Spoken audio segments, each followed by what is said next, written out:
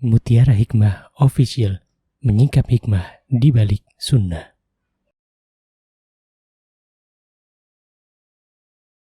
Salurkan donasi terbaik Anda untuk mendukung dakwah Mutiara Hikmah Official.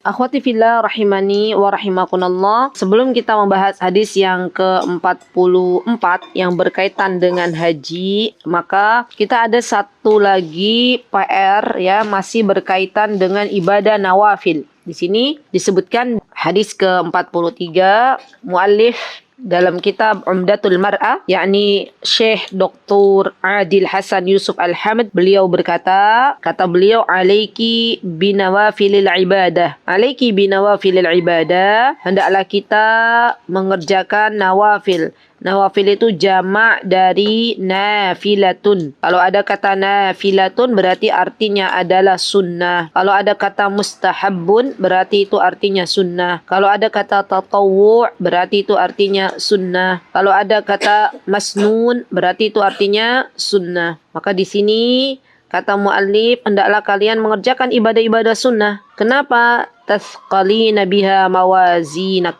Karena ibadah-ibadah sunnah itu akan memberatkan timbangan amal soleh kita di akhirat nantinya. Dan kita paham, kita beriman bahwa di akhirat nanti ada yang namanya hari amal soleh kita ditimbang oleh Allah Subhanahu wa ta'ala. Ya, subhanallah. Kemudian kenapa kita harus mengerjakan ibadah sunnah? Yang kedua, keutamanya adalah untuk menyempurnakan tukammilina biha ma naqasa min amalik. Menyempurnakan amalan-amalan yang masih kurang. Mungkin ketika kita melakukan ibadah di sini ibadah saum ya, misalnya saum Senin Kamis atau saum ayyamul bid atau puasa-puasa sunnah lainnya, itu untuk menyempurnakan ibadah puasa kita di bulan Ramadan. Ya, barangkali ketika kita berpuasa di bulan Ramadan ternyata ada beberapa larangan misalnya yang kita lakukan atau mengurangi pahala kesempurnaan kita. Maka ditambalnya, disempurnakannya dengan ibadah-ibadah puasa sunnah, saum sunnah. Subhanallah. Jadi boleh seorang wanita dia beribadah saum,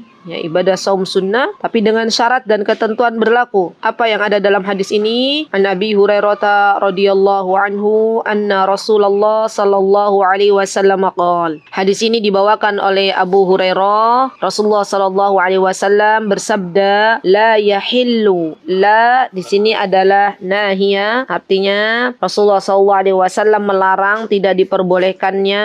La yahillu, tidak diperbolehkan untuk siapa? Lil mar'ati, untuk seorang perempuan. Tapi teman-teman, lil mar'ati di sini dimaknai atau diartikan dengan istri. Kenapa? Karena nyambung di kata yang berikutnya, antasuma wa zawjuha. Ya, dan dia perempuan ini puasa sedangkan suaminya. Berarti kita bisa memahami makna yang ada di dalam matan hadis ini bahwa yang dimaksud dengan mar'ah di sini adalah istri. Jadi tidak diperbolehkan seorang istri antasuma untuk berpuasa, dan yang dimaksud puasa di sini adalah puasa sunnah. Ya, ibadah-ibadah puasa sunnah itu teman-teman, subhanallah, ya sangat-sangat banyak. Dan kita perhatikan mungkin ada kalanya subhanallah kita ingin berpuasa, puasa sunnah yang tadi sudah saya sebutkan sebagian ya teman-teman. Sebagian apa? Di antaranya puasa Senin Kamis ya. Kalau kita bisa berpuasa Senin Kamis itu afdal, itu baik ya. Kalau kita bisa berpuasa apa misalnya puasa ayyamul bid 3 hari dalam 1 bulan itu maka baik ya, Masya Allah. Atau misalnya puasa Arafah ya, puasa Arafah itu juga bagus. Atau 6 hari puasa di bulan Syawal, ini juga puasa sunnah. Teman-teman insya Allah nanti kalau misalnya datang bulan Syawal, maka teman-teman mulai ibadah puasa. Atau memperbanyak ibadah puasa di bulan Sya'ban.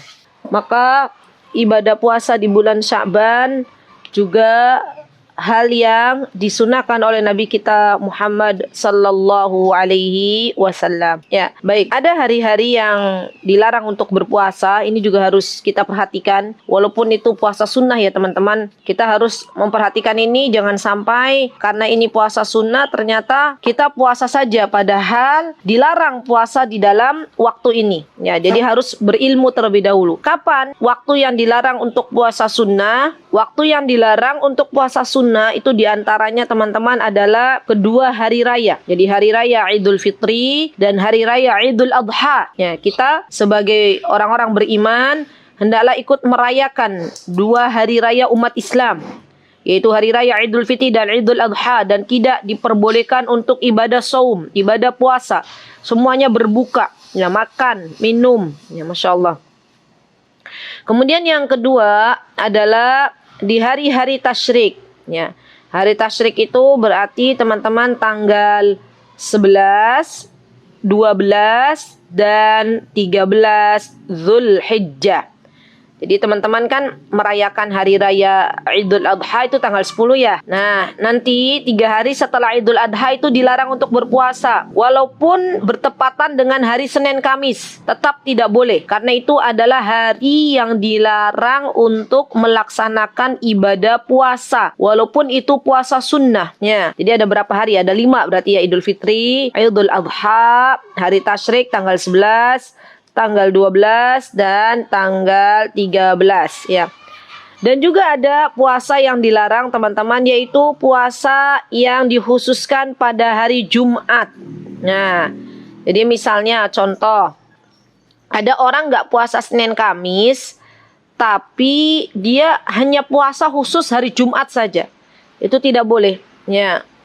Karena Rasulullah SAW pernah mengatakan bahwa la yasumanna ahadukum yaumal jumu'ati illa yauman qablahu aw ba'dah. Maksudnya kata Rasulullah SAW, yang namanya puasa hari Jumat itu harus digabung. Ya, baik itu dengan hari setelahnya atau sebelumnya. Misalnya di hari Ayyamul Bid pas bertepatan dengan hari Jumat, hari Kamis, Jumat, Sabtu, maka ini diperbolehkan. Ya, atau misalnya gini, hari Jumat diperbolehkan, misal contoh. Ada teman-teman mau puasa Daud. Ya, puasa Daud itu kan sehari puasa, sehari tidak ya. Nah, pada waktu puasa nanti akan berjumpa dengan hari Jumat. Nah, dalam hal ini diperbolehkan.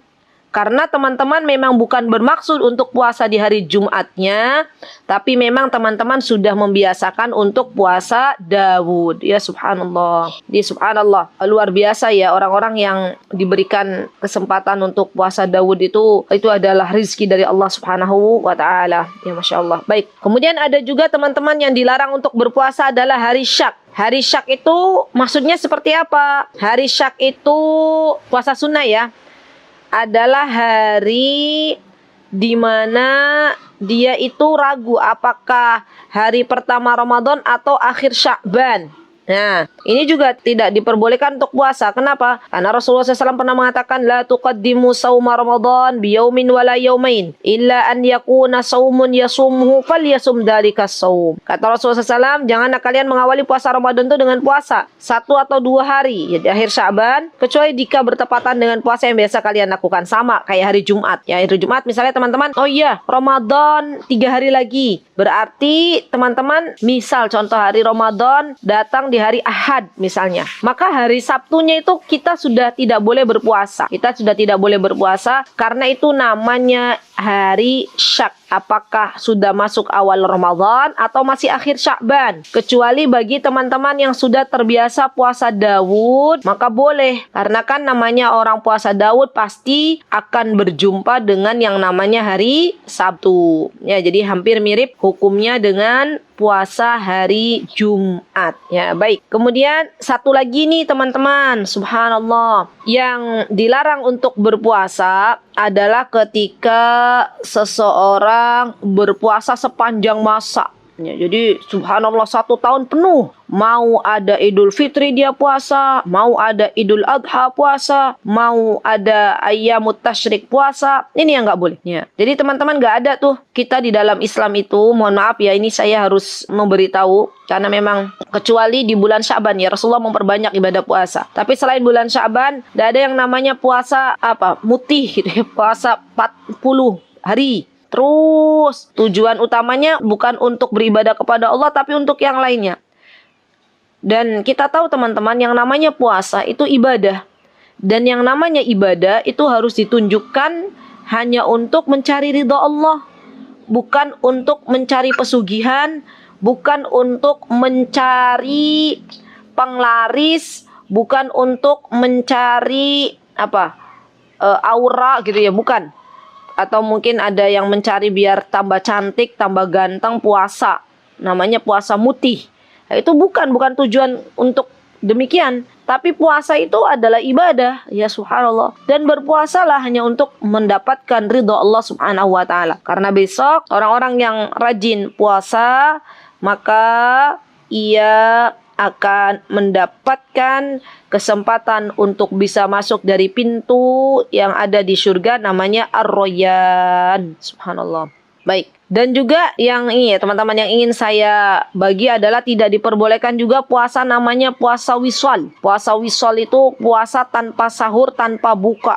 Oh, Masya Allah. Terus saja ya. Nggak pernah buka. Dan ini tidak diperbolehkan. Kenapa? Karena badan kita itu punya hak. Ya. Keluarga kita punya hak. Suami kita punya hak. Maka tidak diperbolehkan di dalam Islam untuk berpuasa namanya puasa wisal atau wasal. Ya, Rasulullah SAW pernah mengatakan la tuwasilu fa ayyukum arada an yuwasila falyuwasila hatta sahur. Kata Rasulullah SAW, jangan kalian tuh melakukan wisal. Wisal itu maksudnya nyambung, nggak buka, nggak sahur. Jika ada di antara kalian ingin melakukan puasa, maka lakukanlah hingga waktu sahur. Maksudnya harus ada sahurnya, gitu loh. Jadi memang subhanallah Islam ini agama pertengahan teman-teman. Tidak kemudian dia terus saja ibadah ya, dan juga bukan agama yang tidak mementingkan ibadah. Jadi pertengahan ya. Islam ini agama yang paham mana haknya Allah, mana hak keluarganya, mana hak anak-anaknya. Semuanya diberikan sesuai dengan haknya, tidak mendolimi satu sama lain. Dalam puasa pun demikian, subhanallah. Dan tadi bahwa barang siapa dari kaum perempuan, kaum wanita yang dia ingin berpuasa sunnah, antasum, belum selesai ini hadisnya, wa zawjuha syahidun illa biizni, maka hendaklah dia izin terlebih dahulu teman-teman kepada suaminya ketika suaminya ada di sisinya. Nah ini penting banget nih. Dan kita sebagai wanita muslimah, sebagai istri solihah, kalau suami kita nggak membolehkan kita untuk puasa sunnah, yo manut, yo ndak apa-apa. Kan kewajiban itu lebih kita utamakan. Taat ke suami itu kan wajib. Puasa ini kan sunnah. Walaupun kita misalnya tidak puasa sunnah karena suami melarang, kita sudah dapat pahalanya. Ya akhwat, ya, kita sudah dapat pahala dari niat baik kita yaitu untuk puasa sunnah. Ya. Jadi jangan sampai kita termasuk wanita-wanita yang apabila misalnya suami kita melarang untuk puasa sunnah, kemudian kita mengatakan puasa aja koyo nggak boleh, gitu ya. Subhanallah, ini ujian. Allah tuh pengen lihat kita itu taat nggak ke suami kita. Allah pengen lihat kita itu nurut ndak sama suami kita. Ya, jadi teman-teman ya, lihat betapa luar biasanya Allah berikan kepada kita kaum wanita. Kalau kita nurut saja, kita sudah punya niat untuk puasa sunnah, tapi ternyata suami kita belum mengizinkan dan beliau ada di sisi kita, maka sudah, kita ndak usah puasa sunnah, bisa makan, bisa minum, tapi kita dapat pahalanya. Kenapa? Karena ada niat baik. Ya, dan kita lebih mementingkan kewajiban untuk taat kepada suami kita daripada ibadah puasa sunnah. Wala ta'dzana fi baitihi illa bi izni. Nah ini ciri istri solihah adalah tidak mengizinkan para laki-laki ataupun perempuan kecuali atas izin suaminya. Jadi tidak mengizinkan untuk masuk ke dalam rumah kecuali atas izin suaminya. Makanya tanya ke suami kita masing-masing, ke pangeran kita. Ya habibi, sayangku, belahan jiwaku, kira-kira mana orang-orang yang engkau senangi untuk bisa dimasukkan ke dalam rumah. Suaminya menyebutkan fulanah bin fulan, fulana bin fulan. fulan misalnya, atau misalnya yang sesama mahram fulan misalnya, beliau menyebutkan, kita ingat-ingat tuh, oh suami saya senang kalau ada fulanah boleh masuk ke rumah gitu ya. Dan terkadang subhanallah teman-teman, ada zaman dulu kala waktu kami masih belajar di Timur Tengah tuh subhanallah, para thalabul ilm juga ada tuh yang sedang digoda oleh setan ya, untuk apa? Kalau sore itu kerjaannya apa? Ada sebagian, gak semuanya, sebagian, dan ini sebagian kecil, untuk nonggo, untuk ghibah. Ya, dia itu fulana tersebut, dia berjalan ke rumah orang-orang. Ya, sampai sebagian syekh atau sebagian para laki-laki melarang istrinya untuk memasukkan fulana ini karena madorotnya lebih besar. Kalau fulana ini masuk, yang ada isinya jadi nggak qanaah lagi. Kalau fulana masuk ke dalam rumahnya, yang ada waktunya habis 2 jam untuk ghibah. Kalau fulana masuk, maka istrinya yang tadinya taat tidak taat lagi karena dikompor-komporin nama fulana. Ya, jadi boleh seorang suami melarang ya seseorang untuk masuk ke dalam rumah kalau memang dia tahu ada bahaya yang mengintai untuk istrinya. Ya, dan kita sebagai seorang istri manut karena itu ada kebaikan di dalamnya. Subhanallah. Dan ini bukan bagian dari memutuskan tali silaturahim. Ya, karena kalau teman itu kan bukan kerabat, ya artinya yang namanya silaturahim itu kerabat. Dan jikalau misalnya ada keburukan di dalamnya, maka menjauhkan keburukan lebih didahulukan daripada sesuatu yang dianjurkan. Ya, ini ada dalam kitab Usulul Fiqh, itu ada kaidah ya teman-teman, bahwa menolak kejahatan ya itu lebih baik daripada kita membuka pintu fitnah. Ya, baik. Nah, kemudian di antara istri salihah, apa istri solihah? Ciri-cirinya tadi, kalau puasa sunnah dia izin, tidak sembarangan masukkan orang lain ke dalam rumahnya. Yang ketiga, wama anfaqat min nafaqatin an ghairi amrihi fa innahu yuadda ilaihi syatruh. Ya subhanallah. Berarti yang ketiga ciri istri solihah, ia bisa memanage hartanya, mana diinfakkan, mana yang dia kelola untuk kehidupan rumah tangga. Dan barang siapa seorang wanita, seorang istri yang menginfakkan harta suaminya, maka hendaklah izin terlebih dahulu. Ya, dan jikalau seorang istri itu menginfakkan harta suaminya, maka suaminya pun mendapatkan pahala. Subhanallah, subhanallah. Jadi begitu ya teman-teman. Kaidah dalam berinfak harta ini teman-teman, bagi kita seorang wanita, kalau itu murni harta suami kita dan suami kita memberikan kepada kita, misalnya ya untuk belanja atau memberikan kepada kita tapi amanahnya bukan untuk berinfak, maka minta izin dulu. Tapi kalau misalnya di situ teman-teman punya penghasilan sendiri, maka teman-teman boleh berinfak. Ya, misalnya memberikan kepada ibunya, memberikan kepada siapa misalnya, ya boleh. Atau misalnya suaminya tuh tipe yang ini Bu uang 1 bulan gitu ya, terserah Bu buat apa aja boleh gitu, yang penting buat yang baik-baik. Nah, kalau memang amanahnya demikian, maka seorang wanita boleh menginfakkan harta suaminya, karena memang amanah suaminya tuh bukan untuk uang belanja aja, tapi terserah Bu karena Bu ini pintar memanage uang misalnya, ya pintar memanage keuangan rumah tangga, maka dalam hal ini diperbolehkan bagi wanita untuk menginfakkan harta suaminya tanpa seizinnya karena sudah diberikan amanah. Ya subhanallah. Baik. Kemudian minal fawaid al-muta'alliqah bimawdu'il hadits. Al-fawaid jama' dari faidah. Ada faidah-faidah yang berkaitan dengan hadis yang kita bawakan hari ini, yaitu hadis yang ke-43.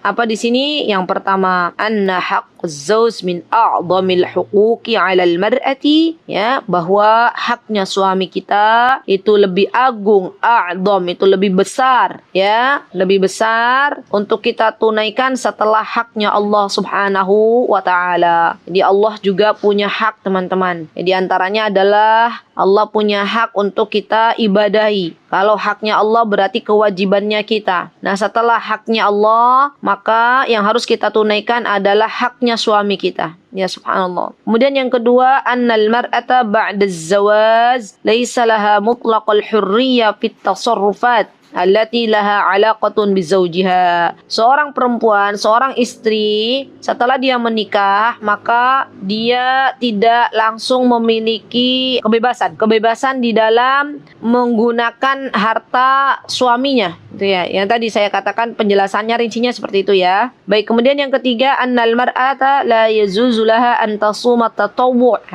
Ini teman-teman nih. Di poin ketiga kita ketemu dengan bahasa tatawwu'. Tadi ingat-ingat lagi ya, tatawwu' itu artinya artinya sunnah. Nafilah itu sunnah. Mustahab itu sunnah.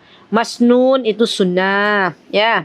Maka di sini yang poin ketiga, annal mar'a la yajuzu laha an tasuma at-tatawwu'. Ya, hendaklah seorang istri tidak diperbolehkan baginya untuk berpuasa sunnah idza kana zawjuha hadiran fil balad. Kalau suaminya ada di sisinya. Illa ba'da istidzani. Kecuali suaminya sudah mengizinkan. Dan biasanya teman-teman, kita sebagai seorang istri, kalau mau puasa suami kita ada di samping, kita sounding dulu. Dari maghrib itu kita diskusi, kira-kira besok mau puasa nggak suamiku? Atau suaminya, yuk istriku puasa, siapin sahur. Ya oke, kita siapin sahur. Tapi kalau suami kita bilang, nggak dulu kayaknya di istriku keadaan saya masih belum membaik, misalnya belum fit, misalnya dari luar kota atau dari mana, suami kita belum mau untuk berpuasa sunnah, ya sudah, kita nggak usah memaksa. Baik suamiku, berarti besok saya siapkan buah untuk makan pagi, misal ya. Siapkan air panas untuk minum. Nah, itu harusnya kita lakukan begitu. Ya, jangan sampai suaminya ada di sampingnya, nggak bilang apa, misalnya dari sore, tiba-tiba ketika suaminya ngajak makan, mohon maaf suamiku saya puasa. Ya. Nah, ini tidak seperti itu ya teman-teman. Yang kita cari itu ridhonya suami ya, subhanallah. Istidzanan khassan aw 'aman, baik yang izin secara khusus maupun secara umum ya. Baik, maksudnya khusus atau umum itu misalnya teman-teman mau puasa sunnah. Teman-teman izin khusus istriku, suamiku, saya mau puasa besok Senin ya, hari Senin. Atau izin amah, maksudnya saya mau, boleh nggak saya puasa sunnah gitu ya. Nah, itu izin amah. Baik. Kemudian yang keempat, annal mar'ata la tadkhulu baituha min man la yartadhihi az-zawj. Nih teman-teman. Hendaklah seorang wanita, seorang istri tidak memasukkan seseorang yang suaminya enggak ridho, yang suaminya enggak suka, ya. Enggak boleh dimasukkan. Kenapa? Karena itu akan menimbulkan bahaya, menimbulkan madarat. Yang tadinya istrinya itu qanaah, menerima dengan keadaan yang Allah telah takdirkan untuknya, setelah ada wanita-wanita yang tidak salihah masuk ke rumahnya dan membuat akhirnya istrinya tidak bisa bersyukur atas pemberian dari suami. Ya, misalnya wanita-wanitanya ini wanita-wanita yang hobinya itu apa? Hobinya ngomongin barang-barang branded misalnya ya, atau wanita-wanita yang high class misal. Nah, akhirnya tadinya istrinya senang, berbahagia, bersyukur diberikan oleh suaminya tas yang model misalnya sederhana. Setelah dia misalnya dikompor-komporin oleh para wanita-wanita ini, misalnya yang datang ke rumahnya, akhirnya dia minta lagi ke suaminya. Padahal itu bukan kebutuhan, tapi hanya keinginan semata. Ya, jadi ini boleh seorang suami melarang teman-teman istrinya yang memang suaminya tahu persis kalau teman-teman istrinya itu datang ternyata membawa kemudaratan. Ya, baik. Kemudian yang kelima, anna amwalul bait minat ta'am wa ghairihi fi milki lizzauj madama huwal qa'im bin nafaqah. Amwal itu jamak dari malun. Ya, harta-harta yang ada di rumah kita, baik itu minat ta'am, baik itu dari makanan ataupun yang lainnya, itu dikembalikan lagi ke pemilikannya adalah milik suami kita, ya. Selagi suami kita itu memberikan nafkah. Karena yang namanya nafkah itu kewajiban yang harus diberikan oleh suami kepada anak istrinya, baik itu nafkah yang lahir maupun yang batin, ya. Jadi nafkah itu bukan hanya uang saja, bukan hanya materi saja, tapi nasihatnya itu juga harus diberikan, ilmu agama itu juga harus diberikan kepada anak istri. Ya, baik. Kemudian yang keenam, anna az-zawjah ma'mura bihifdhi amwalil bait wa 'adamu at-tasarrufu biha walau kana bitasaddaq illa biizni az-zawj. Hendaklah seorang istri dia bisa menjaga harta suaminya yang ada di rumahnya dan tidak mudah membelanjakan. Tasarruf itu membelanjakan atau menggunakan, walau kana, ya, tidak mudah untuk membelanjakan walaupun untuk bersedekah kecuali atas izin suaminya. Subhanallah. Terkadang ini ujian loh teman-teman. Ujian ya, dimana terkadang ada istri yang sudah menggebu-gebu pengen bersedekah tapi suaminya itu melarangnya bukan tanpa alasan, pasti ada alasannya. Dan kita nganggapnya, suamiku kok pelit, bersedekah aja nggak boleh. Tapi ternyata setelah diskusi misalnya suaminya punya pandangan lain. Bukannya nggak boleh, tapi uang ini untuk ini, nanti sedekahnya untuk ini. Oh, begitu. Jadi kita tanya dulu, diskusi dulu, kenapa kok nggak boleh suamiku? Barangkali yang namanya laki-laki punya pandangan lain.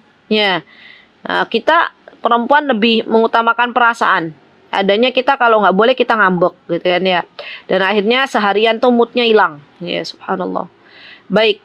Kemudian yang ketujuh, antasaddaqal mar'ah min amwalil bait hasbil 'urf min ghairi idni zawj jaizan syar'an walakin laha nisful ajr was thawab wan nisful akhar li zawjiha. Seorang wanita yang mensedekahkan uang dari rumah hasbul 'urf, maksudnya sesuai dengan tradisi atau sesuai dengan kebiasaan yang ada di tempatnya tanpa izin suaminya, maka itu boleh. Misal contoh, seorang wanita dia ingin membelanjakan uang belanjanya untuk masak misalnya, untuk belanja kebutuhan harian, maka ini diperbolehkan. Ya, kenapa? Karena itu sudah menjadi kebiasaan. Kalau wanita belanja di warung pasti untuk masak, gitu kan? Walakin laha nisful ajr, tapi dia dapat setengah saja pahalanya dan setengahnya untuk suaminya, ya karena suaminya yang mencari uang. Ya, masya Allah. Baik, ini ya teman-teman, insyaallah untuk hadis yang ke-43. Sekarang hadis yang ke-44. Baik. Muallif rahimahullahu ta'ala berkata, ihrisi berarti fi'il amr. Fi'il amr itu ihrisi, bersemangatlah, ala afdalil qurubat ilallahi. Ya, lianna umruki qasir. Ya subhanallah. Bersemangatlah teman-teman untuk kita semuanya, terutama nasihat untuk diri saya tunjukkan untuk diri saya. Apa yang harus kita bersemangat untuk mendapatkan keutamaan dari amal solih yang bisa mendekatkan diri kita kepada Allah Subhanahu wa Ta'ala. Kenapa kita harus bersemangat dalam beramal solih? Karena umur kita itu pendek. Subhanallah, kemarin saya mengisi kajian offline di daerah Yogyakarta. Ada jamaah kajian itu teman-teman, subhanallah usianya baru 36 tahun. Ya, 36 tahun. Dia punya anak kecil, Allah sudah ambil. Ya, subhanallah sudah panggil lagi untuk kembali kepada Allah Subhanahu wa Ta'ala. Dan memang usia umat Rasulullah SAW itu apa kata Rasulullah SAW? Kata Rasulullah SAW, umatku itu rata-rata umurnya antara 60 sampai 70 tahun. Kalau dibandingkan dengan kehidupan akhirat, maka kehidupan dunia ini hanya sebentar saja, ya. Dan bekal kita untuk nanti setelah hari kematian tuh belum tentu cukup, ya. Maka bersemangatlah mengejar amal solih yang memiliki banyak keutamaan. Dan tidaklah kita mengerjakan amal solih yang memiliki banyak keutamaan kecuali kita harus berilmu, teman-teman. Kecuali kita harus berilmu, ya, masya Allah. Karena beda orang yang berilmu dengan orang yang tidak berilmu. Dalam beramal solihnya itu udah beda. Kalau orang sudah berilmu, dia akan mencari amal solih yang yang bisa mengalir pahalanya walaupun sudah meninggal dunia. Ya, begitu. Contoh kemarin, saya pada waktu dikabari ada jamaah meninggal di usia 36 tahun tuh teman-teman oleh panitia. Terus saya dipertemukan juga sama saudaranya yang meninggal ini. Dipertemukan oleh panitia, dipertemukan dengan yang fulan yang sudah meninggal. Kemudian ibu ini bertemu dengan saya. Usianya sudah lebih sepuh daripada fulan yang meninggal, karena fulan yang meninggal kan umurnya 36 tahun, ya. Ini saya lihat dari mukanya tuh sudah lebih sepuh. Kemudian beliau sambil berkaca-kaca, ya teman-teman, beliau berkata kepada kami, kepada saya dan kepada panitia. Kata beliau, subhanallah, ya fulanah yang meninggal itu dia berjuang, ya subhanallah, dengan penyakitnya. Walaupun kakinya sudah besar tapi dia masih duduk di majlis ilmu. Saya malu katanya, ya subhanallah. Dan saya pun datang ke sini itu karena ajakan fulanah, subhanallah. Rahimahullah rahmatan wasi'ah, ya.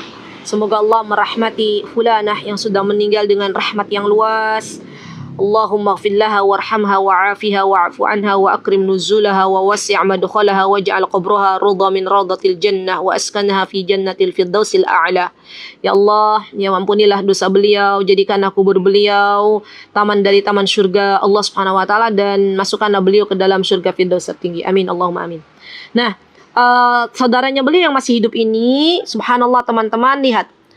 Beliau diberitahu oleh fulana tentang adanya kajian offline yang ada di Yogyakarta. Nah, subhanallah, subhanallah, walaupun fulana ini usianya pendek di dunia, hanya sekitar 36 tahun sudah kembali kepada Allah, tapi dia punya usia kedua.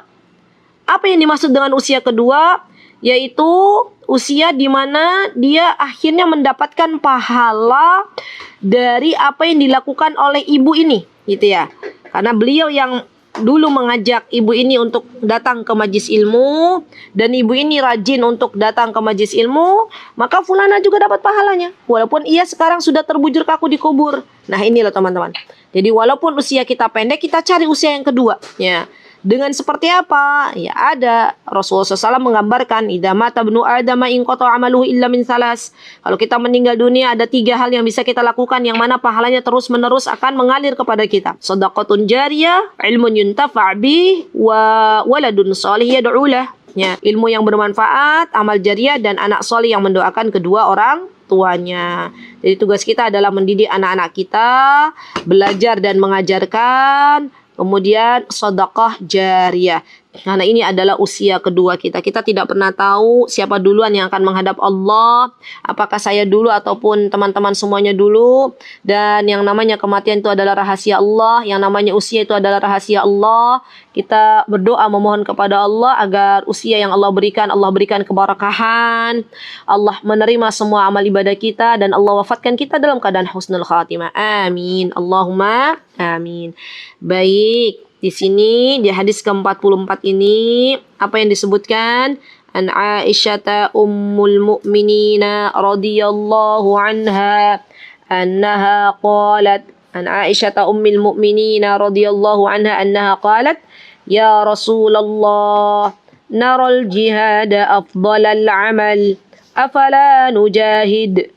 Qal la, lakinna afdalal jihadi hajjun mabrur. Masya Allah. Jadi dari Ibunda Aisyah radhiyallahu anha, teman-teman, beliau berkata bahwa ketika beliau bertanya kepada Rasulullah SAW, ya Rasulullah, saya menganggap bahwa jihad itu adalah sebaik-baik amalan. Afdal. Afdal itu berarti dari kata af'al, apa ya? Dari kata lebih, apa yang paling utama. Kemudian kata Ibunda Aisyah, apakah kita itu boleh berjihad? Maka kata Rasulullah SAW, jihadnya wanita itu dengan berhaji. Ketika seorang wanita dia berhaji, maka itu sesungguhnya jihadnya, gitu ya, subhanallah. Jihadnya wanita itu berhaji. Dan teman-teman yang saya cintai karena Allah, ya, berhaji itu adalah ibadah. Maka hendaklah bagi kita semuanya belajar lagi bagaimana fikih haji. Bisa jadi Allah belum memanggil kita ke tanah suci untuk berhaji karena kita belum tahu ilmunya. Ya, maka kita belajar sebenarnya haji itu apa. Ya, haji itu secara bahasa teman-teman adalah al-qasdu. Al-qasdu itu artinya adalah tujuan. Ya, dan secara syariat, ya, apa itu? Haji itu adalah mengerjakan sesuatu yang khusus, yaitu manasik yang telah dijelaskan oleh Nabi kita Muhammad SAW di tempat yang nanti dilaksanakannya di tempat yang khusus, ya, di waktu yang khusus. Jadi haji itu tidak seperti umroh. Kalau umroh boleh sepanjang masa, kalau haji ada waktunya. Dan haji itu nggak boleh di Indonesia misalnya tempatnya, karena memang haji itu ada tempat khususnya, ya, dengan cara yang sesuai dengan apa yang diajarkan oleh Nabi kita Muhammad SAW, ya teman-teman. Jadi penting juga bagi kita untuk belajar manasik, walaupun mungkin teman-teman belum ada kesempatan untuk bisa berhaji, ya. Kita memohon kepada Allah, berharap dengan belajar manasik ini semoga Allah Subhanahu wa taala memberikan kesempatan untuk kita bisa berhaji ke Baitullah, ya. Semoga teman-teman yang ada di sini yang ikut majelis ilmu pada pagi hari ini Allah mudahkan untuk berhaji. Amin. Allahumma amin.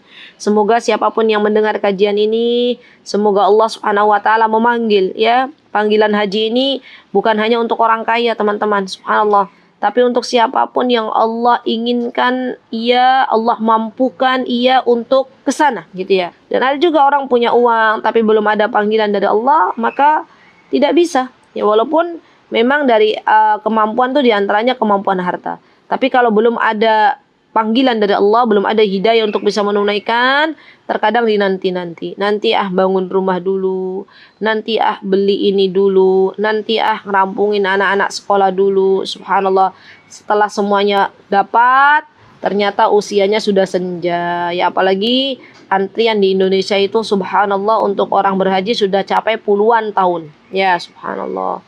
Baik, semoga Allah mudahkan semuanya untuk berhaji. Nah, hukum haji itu sendiri teman-teman adalah wajib seumur hidup sekali saja. Sekali. Ya, kenapa? Karena Rasulullah SAW itu di dalam kehidupan beliau juga berhaji sekali teman-teman. Ya, sekali. Jadi beliau berhaji seumur hidup itu hanya sekali. Teman-teman kalau sudah pernah haji, pengen haji lagi, ya kasih kesempatan.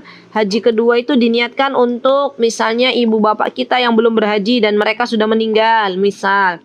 Maka itu ada namanya haji badal, ya. Dan itu diperbolehkan dengan syarat dia harus berhaji terlebih dahulu. Baik. Dari mana kewajiban haji ini? Ada ya dari surah Al-Imran ayat 97.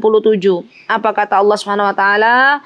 Walillahi 'alan nasi hajjul baiti man istata'a ilaihi sabila. Dan di antara kewajiban manusia terhadap Allah adalah melaksanakan ibadah haji. Ya, kemana? Ke Baitullah.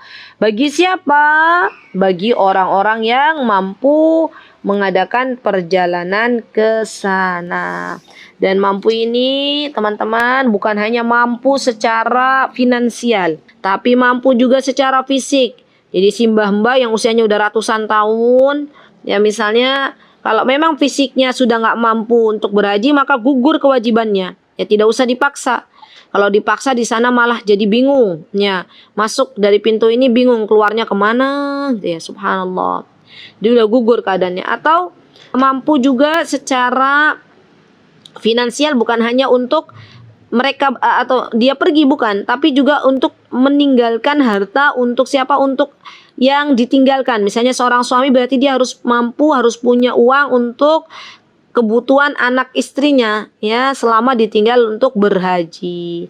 Jadi harta tadi apalagi tadi di antara kemampuannya fisik juga bagi seorang wanita hendaklah dia mendapatkan mahram ya. Karena ini adalah sebuah ibadah dan perjalanannya jauh ya teman-teman. Baik. Kemudian di sini Rasulullah SAW juga pernah mengatakan bahwa di antara ibadah haji kata beliau bunyal islamu ala khamsin. Teman-teman bisa lihat di hadis Arba'in Nawawi ya, ada hadis dari Ibnu Umar di mana beliau mengatakan bunyal islamu ala khamsin, bahwa sesungguhnya Islam itu dibangun atas 5 pondasi. Ya, yang pertama apa? Syahadatu alla ilaha illallah itu ya. Wa iqamis salati wa itaiz zakati wa hajjil baiti man istata'a ilaihi sabila. Ya, masyaallah. Dan Islam itu dibangun atas 5 perkara. Yang pertama adalah syahadat, yang kedua adalah puasa, yang ketiga adalah apa? Tadi zakat, kemudian setelah itu ada juga sholat dan haji ke Baitullah. Baik. Nah teman-teman, kenapa kok teman-teman kita harus berhaji? Karena dia punya keutamaan sendiri. Subhanallah. Apa keutamaannya? Allahu Akbar. Keutamaan orang berhaji nih, biar kita yang belum berhaji semangat ya. Di antaranya adalah bisa menggugurkan dosa-dosa kita. Jadi Rasulullah SAW pernah mengatakan bahwa di antara keutamaan berhaji adalah dia setelah berhaji dan dia ketika berhaji lam yarfus, dia jaga lisannya untuk tidak berkata-kata kotor, walam yafsuk, maka dia akan kembali seperti dia dilahirkan pertama kali oleh ibunya. Jadi seperti bayi lagi dan gak ada lagi dosa, sudah dihapus oleh Allah Subhanahu wa taala, didelete dosanya. Dan kita ingin teman-teman dosa yang selama ini kita lakukan di usia kita, ya misalnya usia kita 38, berarti setelah kita balik sudah dicatat dosa-dosa kita oleh Allah Subhanahu wa taala, maka kita pengen dosa-dosa kita dihapus oleh Allah Subhanahu wa taala. Caranya apa? Caranya dengan berhaji. Ya subhanallah. Yang kedua, ya, seseorang yang dia berhaji akan mendapatkan surga. Subhanallah. Apa kata Rasulullah SAW? Al-umratu ilal umrati kaffaratun lima bainahuma wal hajrul mabrur laisa lahu jazaa'un illal jannah. Ya, haji yang mabrur itu tidak ada balasan yang dia akan dapatkan yang lebih baik kecuali surganya Allah Subhanahu wa taala. Dan kita semuanya pengen, teman-teman, ya pengen memasuki surganya Allah Subhanahu wa taala. Baik, wallahu taala a'lam. Barakallahu fikunna jami'an ya akhwat. Jikalau ada yang benar datangnya dari Allah Subhanahu wa taala, jikalau ada yang salah datangnya dari saya pribadi, aku qouli hadza wa astaghfirullah li wa lakum wa akhiru da'wana alhamdulillahirabbil alamin. Assalamualaikum warahmatullahi wabarakatuh. Mutiara Hikmah Official, menyingkap hikmah di balik sunnah.